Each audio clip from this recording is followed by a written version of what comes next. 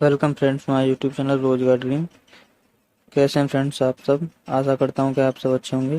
तो friends, mensuration की हमारी जो सीरीज़ चल रही है, इसमें आज क्लास 6 है। 5 क्लास ऑलरेडी हमारे यूट्यूब पे चैनल पर डली हुई हैं, आप चाहें तो उनको देख सकते हैं। आज से हम क्वेश्चन की सीरीज स्टार्ट करने वाले हैं। जो 2D जो होता है हमारा, वो मैं पहले ही कंप्लीट करा चुका हूँ, आप चाहें तो उनको जाके देख सकते हैं। तो क्वेश्चन की सीरीज आज स्टार्ट करेंगे। आज जैसे मैंने सबसे पहले पढ़ाया था आपको वर्ग, तो आज वर्ग के क्वेश्चन लेने वाले हैं हम। और आज हम ज़्यादा क्वेश्चन नहीं करेंगे, थोड़े से ही क्वेश्चन करेंगे और बेसिक ही क्वेश्चन करेंगे, जिससे आपको थोड़ा बेसिक आपका समझ में आए, बेसिक आपका मजबूत हो। ठीक है फ्रेंड? तो ये देखिए, पहला क्वेश्चन है। 5 क्वेश्चन लिए हुए हैं, ये आप देख सकते हैं। तो आज हम ये 5 क्वेश्चन करने वाले हैं। आपको अगर थोड़ा बहुत अगर पता हो, नहीं पता हो, तो थोड़ा बहुत मैं बता देता हूँ। जैसे हमारा स्क्वायर जो होता था, तो स्क्वायर के बारे में थोड़ा सा मैं बता देता हूँ। जो स्क्वायर जो होता था, वो उसकी 4 भुजाएं बराबर होती थी कुछ इस प्रकार, और 2 भुजाओं के बीच का कोण जो होता था वो 90 डिग्री होता था। ये मैंने आपको बताया था पहली वीडियो में। ठीक है फ्रेंड? और उसके बाद इसकी जो भुजा जो थी, इसकी जो लंबाई मैंने मानी थी, वो ए मानी थी। ये चारों भुजाएं फिर इसी प्रकार ए हो जाती हैं, क्योंकि चारों भुजाएं इसकी क्योंकि बराबर ही होती हैं, इसलिए। तो इसका मैंने जो एरिया माना था, एरिया जो निकला था वो ए स्क्वायर निकला था। और परिमाप जो निकला था, जिसको हम पैरामीटर बोलते हैं, जो परिमाप निकला था, तो परिमाप को हम पैरामीटर बोलते हैं। ये वाला निकला था, जैसे मैंने बताया था। ये चारों भुजाओं की जो लंबाई जो होती है, इनको बस हम नाप लेते हैं। तो ये ए यहाँ की इतने, यहाँ से लेकर यहाँ से, ये पूरी ए जो लंबाई है वो पूरी ए है। तो यहाँ से यहाँ तक जो नापेंगे वो ए निकलेगी। इसी प्रकार इसको यहाँ से यहाँ तक नापेंगे, ये भी ए है, ये भी ए है, और ये भी ए है। तो ये 4 बार ए नापनी पड़ेगी, इसलिए इसका 4a और परिमाप निकलता है, परिमाप का फॉर्मूला। ठीक है फ्रेंड? यहाँ तक अपने आपको पता होगा, इतना मैं पढ़ा चुका हूँ। आप अगर आपकी समझ में नहीं आया तो आप जाके देख सकते हैं, और हमारी प्लेलिस्ट बनी हुई है चैनल पर। ठीक है फ्रेंड? ठीक है, इसके बाद बात कर लेते हैं। पहला क्वेश्चन है ये। पहला क्वेश्चन दे रखा है, एक वर्ग की भुजा 4 सेंटीमीटर। यहाँ पे थोड़ी मिस्टेक है फ्रेंड, 4 सेंटीमीटर है ये। ठीक है फ्रेंड? 4 सेंटीमीटर है, तो इसका परिमाप बताना है। देखिए, जो वर्ग की भुजा है, भुजा यानी ए है, ये हमारे पास दे रखा है 4 सेंटीमीटर। ठीक है फ्रेंड? तो वर्ग की, जैसे मैंने आप लोगों को बताया था, ये जो ए भुजा है हमारे पास 4 है, तो 4 है तो ये भी 4 होगी, ये भी 4 होगी, और ये भी 4 होगी। तो परिमाप का मैंने आपको फॉर्मूला बताया पैरामीटर का, क्या होता है? 4a, और अभी बताया मैंने अभी। ठीक है? तो 4 इंटू ए की जगह पर हमारे पास क्या है? 4a। बस इसको पुट करना है, यहाँ पर रखना है बस। ठीक है फ्रेंड? ए की जगह पे मैंने ये 4a रख दिया है, 4 सॉरी। तो 4 इंटू 4 इनका मल्टीप्लाई हो जाएगा, गुणा हो जाएगा, तो बस 16 आंसर आ जाएगा। तो पैरामीटर हमारा क्या निकलेगा? 16 सेंटीमीटर। समझ में आया होगा आपको? एक बार और मैं रिपीट कर देता हूँ एक बार। जैसे हमारे पास वर्ग की जो भुजा दी हुई थी, भुजा हम जो भुजा होती है वो यही होती है, जो 4 सेंटीमीटर लिखी हुई है ये भुजा होती है। तो भुजा हम, मैंने फार्मूला आपको बताया, उसमें हम भुजा को ए मानते हैं। ठीक है? ए नाम दे दिया है एक तरह से आपका इसका। तो ए जो होती है, ए 4 सेंटीमीटर दे रखी है, तो इसका परिमाप पूछा है, तो परिमाप का फॉर्मूला क्या होता है? 4a, जो मैंने अभी बताया। तो 4 तो यहाँ पे ये रहेगा, ए की जगह पे 4 दे रखा है हमारे पास, 4 सेंटीमीटर हो जाए, तो यहाँ पे भी मैंने 4 रख दिया है। ठीक है फ्रेंड? तो 4 रख दिया है ये, इस वजह से ये वाला 4 जो है वो ए वाला है, ये 4 जो है, जो इस फॉर्मूले, ये फॉर्मूले में जो है, ये वो वाला है। तो इन दोनों का मल्टीप्लाई हो जाएगा, 16 सेंटीमीटर आंसर निकल के आ जाएगा। ठीक है फ्रेंड? यहाँ तक आपको अच्छी तरह से समझ में आया होगा, और अगर नहीं समझ में आता तो आप एक बार कमेंट करके ज़रूर बताएं हमें। ठीक है फ्रेंड? उसके बाद बात कर लेते हैं दूसरे क्वेश्चन की। तो दूसरे क्वेश्चन हमारे पास दे रखा है, किसी वर्ग का क्षेत्रफल 121 सेंटीमीटर स्क्वायर होगा फ्रेंड ये।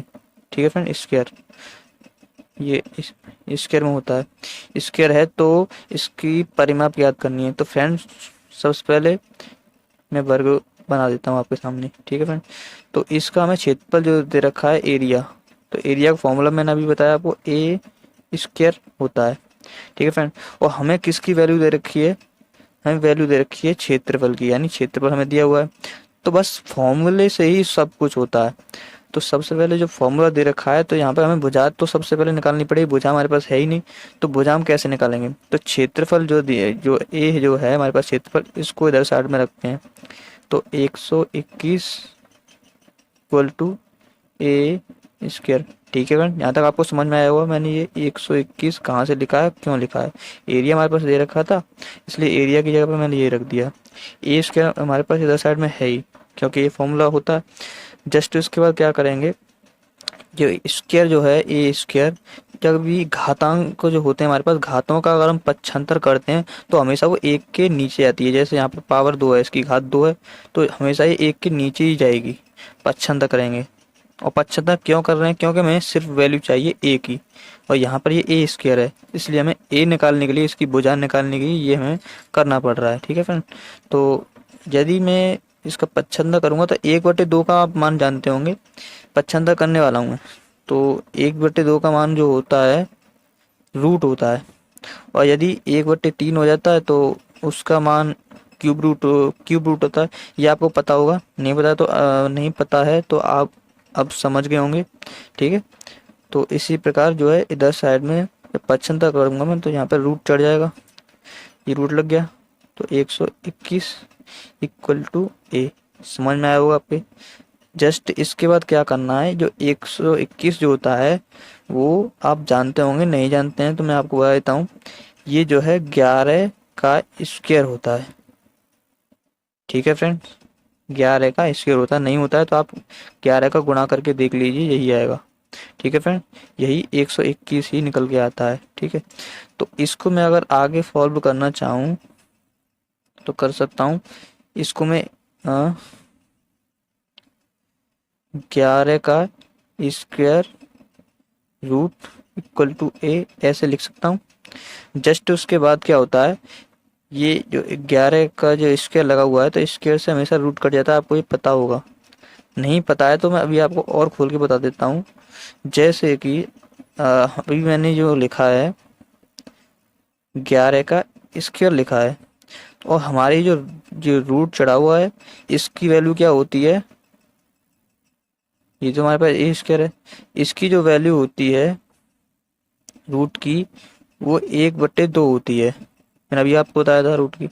तो जस्ट इसमें क्या होता है, जैसे हमारे पास ये स्क्वायर में थी, तो गुणा में जब ये घातांक जो घातें जो होती हैं हमारी, ये गुणा में आ जाती हैं, तो 2 से 2 कैंसिल आउट हो जाती है, क्योंकि ये ऐसे ही तो बन जाता है, ये ऐसे बन जाएगा। तो 2 से 2 कैंसिल आउट हो जाती है, ये भाग लग जाता है इसमें, तो बचती हमारे पास क्या है, ओनली 11। ठीक है फ्रेंड्स, ये आपको समझ में आया होगा। ऐसे हमारे पास 11 बाहर निकल के आती है। ठीक है फ्रेंड्स, तो यहाँ से जो ए की वैल्यू हमें मिलेगी वो हमें मिल जाएगी 11। ठीक है फ्रेंड्स, यहाँ तक आपको समझ में आया होगा। अभी हमारे पास क्या मिली है, सिर्फ ये ए की वैल्यू मिली है, ये 11। लेकिन पूछा क्या है हमें, पूछा हमसे परिमाप है ये। तो परिमाप ज्ञात करेंगे, तो परिमाप का फॉर्मूला मैंने भी आपको बताया क्या होता है, 4a। तो बस 4 ए की जगह अभी का लिखना निकला है हमारा ये 11, तो यहाँ पे 11 रख देते हैं, इक्वल टू इसका गुणा कर देंगे 44 सेंटीमीटर, हमारा आंसर आ जाएगा। ठीक है फ्रेंड्स, ये आपको समझ में आया होगा। ठीक है, उसके बाद दूसरा जो अगले क्वेश्चन की बात कर लेते हैं। तीसरा क्वेश्चन जो है हमारे ये है, क्या देखा है, 5 सेंटीमीटर भुजा वाले एक वर्ग का विकर्ण ज्ञात करना है। बहुत ही आसान क्वेश्चन है ये, तो बहुत ही ज़्यादा आसान है। आप इसको आराम से चाहें तो वीडियो रोक के फिर इसको कर सकते हैं, उसके बाद आप इसको मैच कर सकते हैं। तो फ्रेंड्स करना कुछ नहीं है, फिर से हम वही प्रोसेस अपनाएंगे। एक वर्ग बनाएंगे, भुजा में दे रखी है 5, 5 दे रखी है, सभी 5 हो जाएंगे। उसके बाद जो है ए हमारे पास 5 दे रखी है, हो जाएगी। उसके बाद हमें ज्ञात करना है विकर्ण। तो विकर्ण का मैंने आपको फॉर्मूला बताया था क्या होता है, और विकर्ण होता क्या है मैं पहले ये भी बता चुका हूँ। विकर्ण होता है ये, ठीक है, मैं पहले आपको नहीं बताया, मुझे याद नहीं रहा शुरुआत में, लेकिन अब बता देता हूँ। विकर्ण जो होता है, जो तिरछे कॉर्नर जो होते हैं इनको मिलाने वाली जो रेखा होती है हमारे पास, ये होता है हमारा विकर्ण। तो इसका मैंने फॉर्मूला आपको बताया था, डी, डी जो था डायगोनल, ठीक है, विकर्ण। तो ए रूट टू इसका फॉर्मूला होता है फ्रेंड। ठीक है, आपको पता होगा, नहीं पता है तो एक बार और देख लीजिए। ठीक है, तो इसका विकर्ण कैसे ज्ञात करेंगे, ए की जगह बस वैल्यू पुट करनी है। तो ए का मान क्या है हमारे पास 5, तो बस 5 रख देते हैं, 5, 5√2, ये हमारा विकर्ण आ गया। बहुत ही आसान क्वेश्चन था, और अब मुझे लगता है जिसने वीडियो रोकी होगी उसने आसानी से ये कर भी दिया होगा, इसमें करने के लिए कुछ था ही नहीं इसमें। ठीक है, आपको समझ में आया होगा ये। अगले क्वेश्चन की तरफ चलते हैं। तो ये हमारा क्वेश्चन है दूसरा, 4th नंबर का क्वेश्चन है। दे रखा है 4√10 सेंटीमीटर विकर्ण वाले वर्ग का परिमाप ज्ञात करना है हमें। तो फ्रेंड्स वही सबसे पहले प्रोसेस अपनाएंगे, वर्ग बनाते हैं। ये कुछ वर्ग से ज़्यादा आयत लग रहा है, लेकिन कोई बात नहीं, आप इस पर फोकस मत कीजिए ज़्यादा। ठीक है, तो विकर्ण हमें क्या दे रखा है, 4√10, ये दे रखा है हमें विकर्ण। ठीक है, तो हमें क्या ज्ञात करना है, इसकी परिमाप। ये जो परिमाप होती है इसकी परिधि, हमें ये ज्ञात करनी है एक तरह से। ये पूरी यहाँ से यहाँ तक पूरी जो लेंथ है ये पूरी हमें ज्ञात करनी है। तो इसके लिए हमें क्या चाहिए फ्रेंड, इसके लिए हमको चाहिए ये ए, ये भुजा चाहिए। ये जो जितनी होंगी वो सब बराबर होती हैं। तो इसके लिए हमें ए की वैल्यू चाहिए। तो ए की वैल्यू कहाँ से निकलेगी हमारी, वो फॉर्मूले से निकलेगी। जैसे अभी अभी हमने फॉर्मूला रखा था, विकर्ण का क्या फॉर्मूला होता है, डी इक्वल टू A√2, यही फॉर्मूला होता है। ठीक है, तो उसी हिसाब से रखेंगे। विकर्ण हमें, जैसे हमें क्षेत्रफल जो दिया था दूसरे वाला जो क्वेश्चन था उसमें हमें क्षेत्रफल दिया था, सेम वही प्रोसेस है इसमें भी। विकर्ण हमें दिया है, तो विकर्ण वाली जगह पर यहाँ पर हमें ये वैल्यू रखनी पड़ेगी। ठीक है फ्रेंड, तो ये वाली वैल्यू हम रख देते हैं, 4√10 इक्वल टू A√2। ठीक है फ्रेंड, यहाँ तक आपको कोई दिक्कत नहीं होगी, समझता हूँ मैं। ठीक है, उसके बाद क्या होता है, देखिए इसके हम फैक्टर काटते हैं। जो 10 जो है, 10 को मैं अगर चाहूँ तो फैक्टर, देखिए आपको एक बार बता देता हूँ वैसे। जैसे 10 है तो 10 के फैक्टर कैसे काटते हैं, ऐसे 2 से देंगे भाग इसमें, तो 5 आ जाएगा, 5वां चला जाएगा, फिर 5 से देते हैं, फिर 1। तो ये हमारे फैक्टर जो हो गए 2 और 5, ये फैक्टर निकल आए। तो ऐसे फैक्टर सबसे पहले काट लेते हैं इसके। तो और ये मैं इसलिए काट रहा हूँ फ्रेंड, ये आपको पता चल जाएगा अभी, यहाँ तक आपको समझ में आया होगा। अच्छा, इनको जो मैंने फैक्टर काटे इनको मैं अलग अलग भी लिख सकता हूँ। देखिए कैसे लिख सकता हूँ मैं, इसको मैं दोनों को अलग अलग लिख सकता हूँ। रूट में 5 इंटू √2 ऐसे लिख सकता हूँ, इक्वल टू A√2 ऐसे भी लिख सकता हूँ फ्रेंड। तो जस्ट क्या होता है, पच्छनता करना आपको आता होगा। जैसे ये A रूट जो चल रही है ये इसके साथ गुणा में है, तो पच्छनता करने पर क्या होगा कि ये भाग में जाती है, यानी नीचे चली जाती है, इनके नीचे यहाँ पर। ठीक है, तो जस्ट मैं आगे वाला पेज ले लेता हूँ। 4 into √5 into √2 equal to A। और यहाँ पर क्या होगा, जो ये वाली जो √2 है इधर भाग में चली जाएगी, तो यहाँ पर ये ऐसे आ गई, तो √2 से √2 कैंसिल आउट हो जाएगा, इसलिए मैंने इसके फैक्टर भी काटे थे। कहीं कहीं आपको क्या है कि वो दोनों मिक्स करके दिया था, एक तरह से मर्ज कर रखा था, तो इसलिए हमें फैक्टर काट के अलग अलग करना पड़ा। इससे आसानी से √2 जो था ये आसानी से कट गया, इसलिए मैंने इसके फैक्टर काटे। तो हमारे पास इसी यहाँ पे ऐसे में ए की वैल्यू क्या मिल जाएगी, 4√5, ए की वैल्यू में ये मिल गई। अच्छा, अभी उसने पूछा क्या है हमसे, पूछा हमसे क्या है इसने, इसका परिमाप। इसमें परिमाप पूछा है, तो परिमाप में क्या करना है, वही फॉर्मूला लगाना है 4A वाला। तो 4A वाला फॉर्मूला लगा देते हैं फ्रेंड। इसमें P इक्वल टू 4A ये फॉर्मूला होता है। तो 4 इंटू ए की जगह ये वैल्यू ये रख देता हूँ मैं, 4√5, इन दोनों का मल्टीप्लाई हो जाएगा, गुणा हो जाएगा, तो 16√5, ये इसका परिमाप निकल आया। ठीक है फ्रेंड, ये आपको क्वेश्चन समझ में आया होगा आराम से अच्छी तरह से। नहीं आया तो एक बार वीडियो रोक के एक बार फिर से रिवाइंड करके देख सकते हैं। उसके बाद अगले क्वेश्चन की बात करते हैं। ये क्वेश्चन थोड़ा समझने लायक है, ठीक से समझना होगा। देखिए, तो इसमें क्या दे रखा है, एक रस्सी को इस प्रकार बांधा गया है कि यह एक वर्ग का आकार ग्रहण कर लेती है। तो सबसे पहले हम एक वर्ग बनाते हैं, ये हमारा वर्ग हो गया।